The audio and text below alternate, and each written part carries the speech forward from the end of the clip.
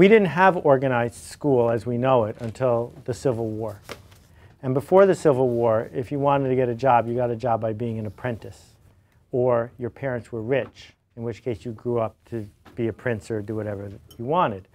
So the number one job of school was to train you to work in a factory.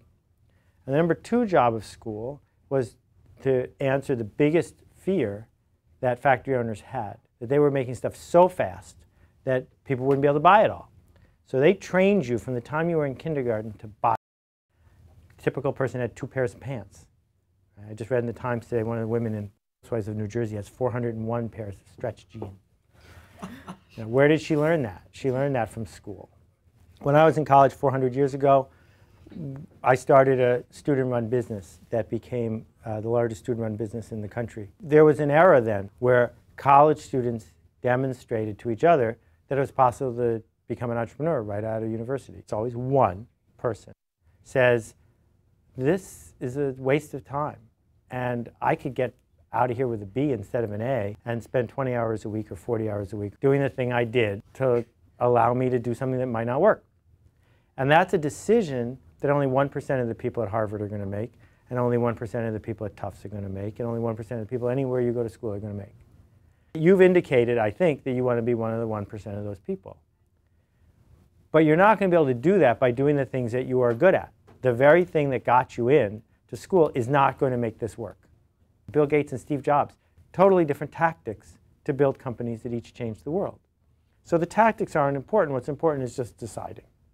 So when people talk to me about Acumen Fund, there are 2 things about Acumen Fund that are fascinating to me. The first one is that Jacqueline's mission is so smart that any academic could have figured it out. It's brilliant. The second thing, which is more unique and fascinating to me, is every single person here has decided. When you talk to every single person in this building, or in India, or in Pakistan, or in Tanzania, or wherever you go, they've decided. And to work with people like that is such a thrill that I would gladly pay them for the privilege. So with that intro, here's the answer to the question, why should Acumen bother with you guys? Why should you bother with Acumen?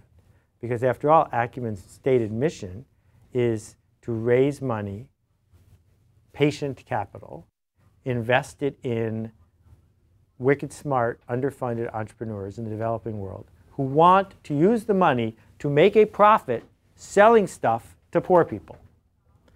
Because the thesis goes, every time a transaction is freely made, both sides win. If they don't, the transaction won't occur. So if you go to somebody who makes $2 a day and sell them a bar of soap, they're giving you the money for the soap because the soap is worth more than the money. So they just made a profit. And the person who sold them the soap is happy to sell them the soap. They just made a profit. And when both sides make a profit, income goes up. When the income goes up on the part of the soap maker hires more people.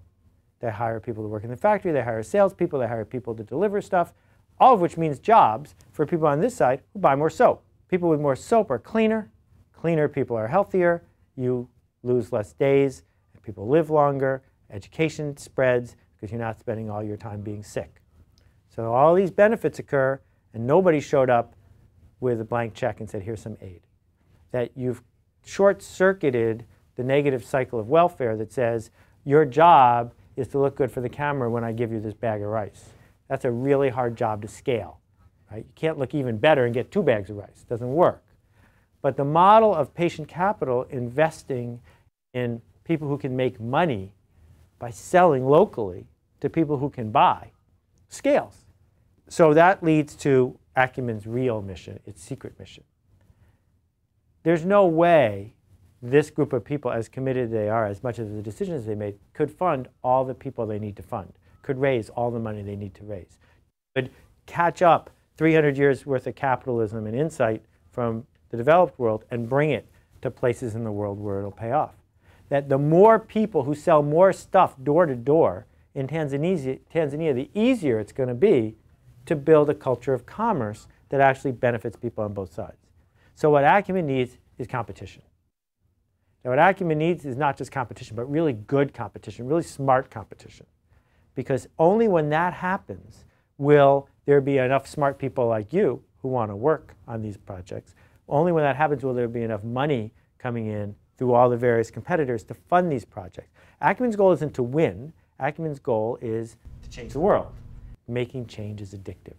Making positive change, doing things that matter to people will change your life forever for the better.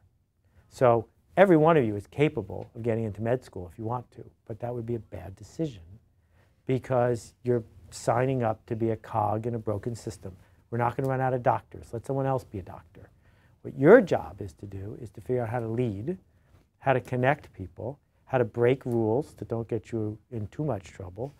Don't expect that when you set out to make it happen, the phone's going to ring the second day and it's the president of the university saying, how can I help? I heard what you were doing. It's wonderful. Would you like to use our auditorium? And what you're going to do instead is fail over and over and over again.